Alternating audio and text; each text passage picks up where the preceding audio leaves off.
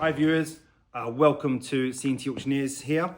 We want to show today a really fabulous British Militaria collection that we will be selling in September 2025. As you can see, it is a huge collection of military uniforms, headdress, equipment, accoutrements, paintings, swords. Really nice collection built up over many years, and the collector has decided maybe it's now time to let his passion be taken over by someone else. As you will see as you pan around the room here, these are just the full mannequins we've got here. Various types of uniforms. Bearing in mind you have First World War, you have Victorian. There is some German stuff, but not much. There's some Luftwaffe pieces. There's some nice Battle of Britain type RAF uniforms and suits. First pattern RAF, Royal Flying Corps maternities, full Victorian dress. You then have nice Boer War uniforms here, Royal Horse Artillery Boer War uniform, First World War Scottish. A real mixed bag of items, and there's some really nice pieces spanning from the early Victorian period all the way through to World War II. So obviously this collection is so big we can't show you every single piece that's in the collection, but what we're going to do, I'm just going to again just let the camera just span around so you can see, and I'll show you a few more pieces. This is quite a nice group in here. This is all to an RAF pilot, obviously Distinguished Flying Cross winner. Guy of the name of Gibson, obviously famous name, not the Gibson, but again, still a nice group in here with a uniform, Irving jacket and peak cap, and I think there may be some other pieces with that as well, so that's well worth looking into if you're into RAF stuff. And again, we've got some really nice pieces here, First World War German, so again, an Australian pilot here with the May West and B-type flying helmet, hussars and yeomanry uniforms. And as we come around here, it's something a bit different that we don't normally do at C&T Auctioneers, is these. These are really well-made museum display mannequins.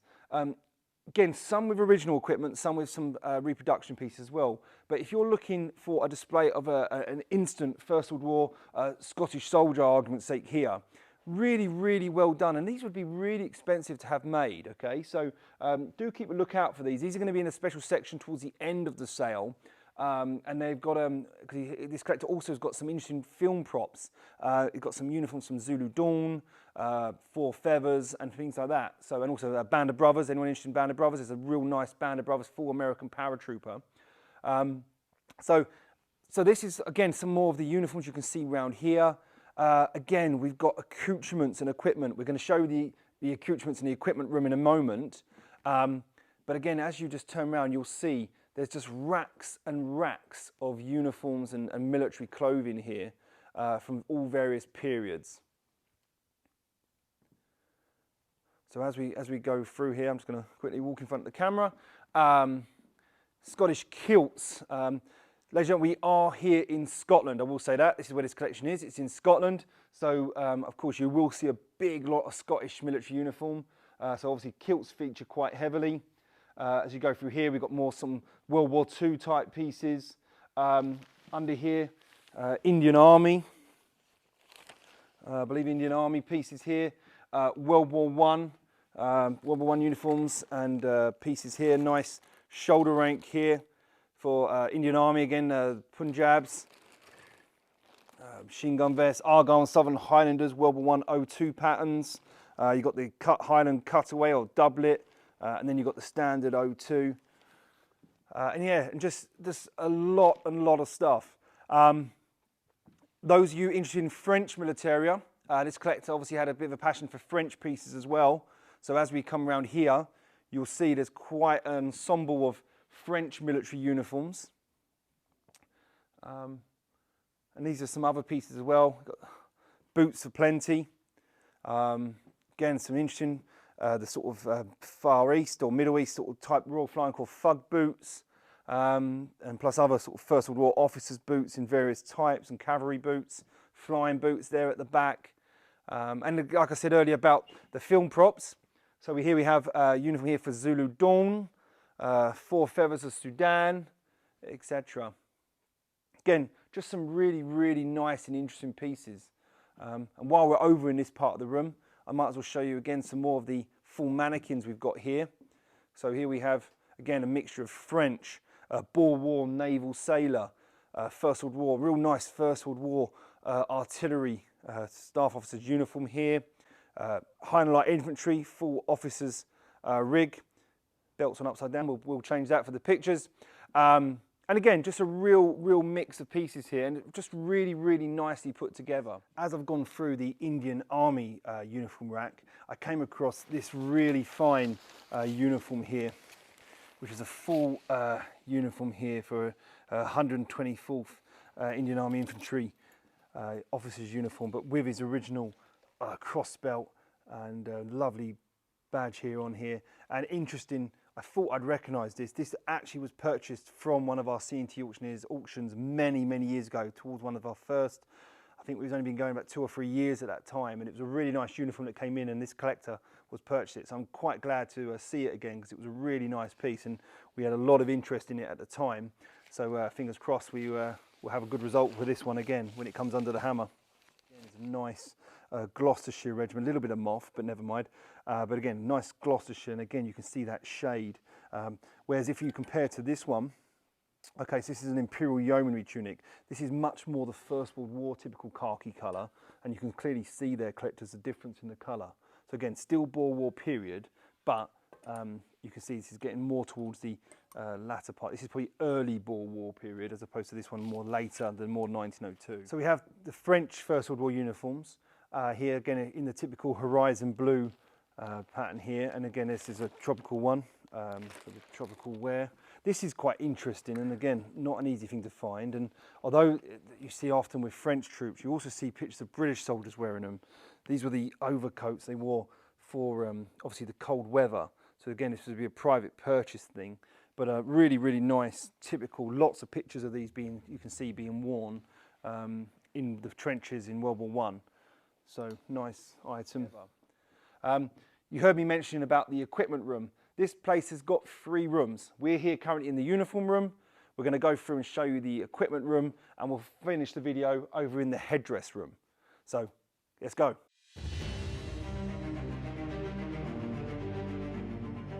You've got these great old museum cabinets here, which again have got a real good array of military equipment dating from the Boer War through to World War One. Again, various types of bandoliers, officers' flasks and telescopes and holsters, all really interesting pieces of equipment. And I don't know again if you can see over into this cabinet now as well. There's an interesting selection of Royal Flying Corps flying helmets, flying gauntlets, goggles, some very nice trench art pieces here with a tank and plane, and then again lots of flying goggles and pouches of various sorts. So we've got some interesting First World War flying helmets here as well. So this is the very typical Royal Flying Corps type with that nice tan, light tan leather with the roll caps here. Various patterns of these. I mean, a lot of these were private purchases as well as issue pieces. So you do see slight variations. This one obviously with a neck flap and almost like a front peak. This is like fur lined in there. So then also you've got the classic Royal Flying Corps hood flying helmet, also known as the cow pattern flying helmet here. Again, good example with again that light tan leather with the original strap. This is quite often missing on these, so it's quite nice to see that still on there. Interior, you've got the chamois line. They often go quite badly in there, but again, it's still pretty good example. So that's a nice piece there. You've got various flying goggles here.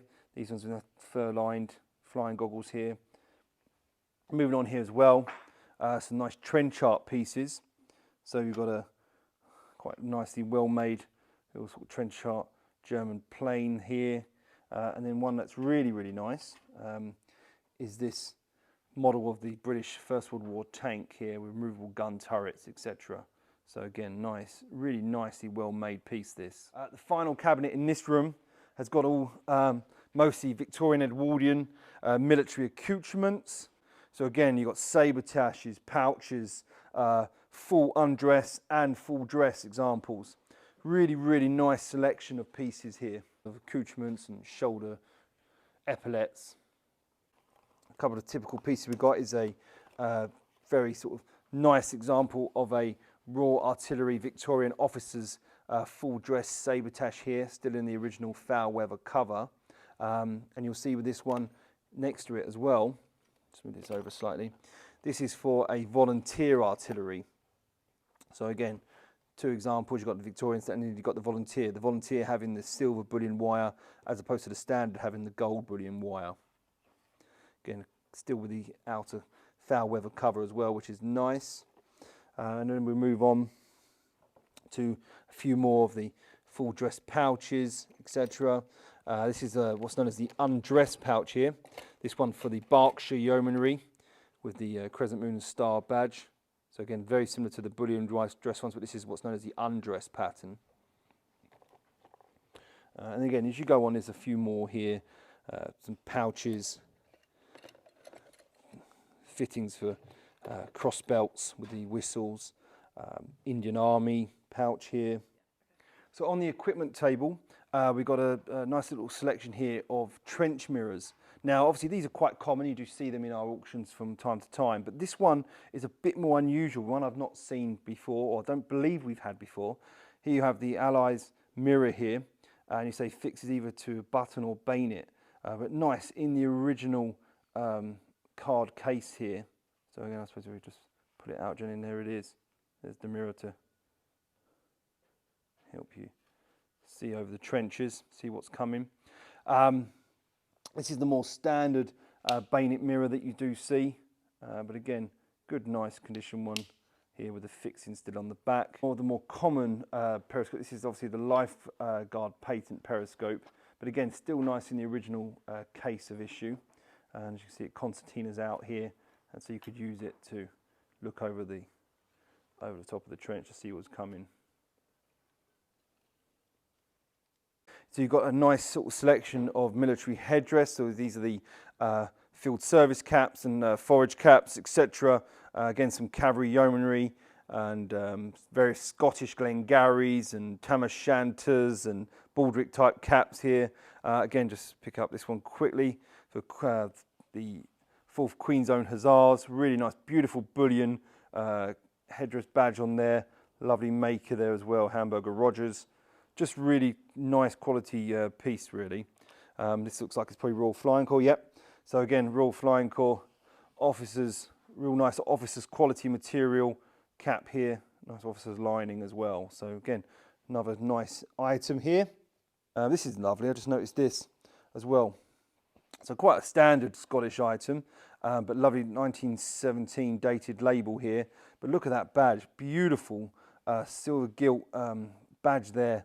Really, really nice quality piece that. Obviously, World War I, most of you do realise that trench warfare and hand-to-hand combat was quite a big part of World War I, and the battles for the front lines of the Western Front. Now, some of the more gruesome type weapons are these trench raiding party clubs. Now, lots of reproductions are on the markets of these, but this is a real typical nice original example here with a weighted top and the studs, often these were the hobnail studs out of boots that they put into the wood clubs. And if you imagine being hit with one of those during a trench raid, that would not go down well. So again, really quite rare and very desirable pieces of First World War equipment here. Right, collectors, this is room 2 done now. So we're going to fast forward over and we're going to go into the headdress room now. Come on, let's go.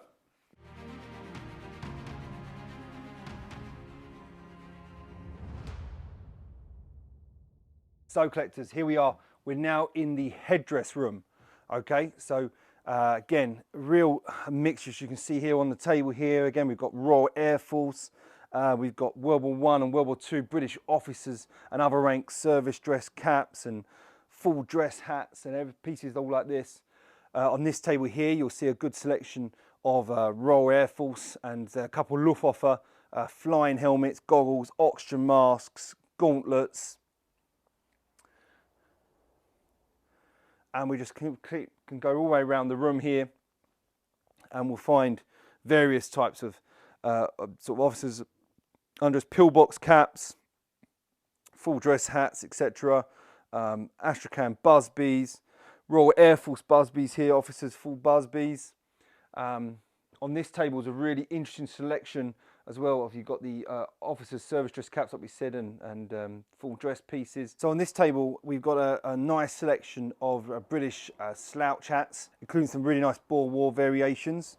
So here you go, nice real classic type slouch hat here with a lovely rosette and semi-plumes, good lining, very, very typical early example.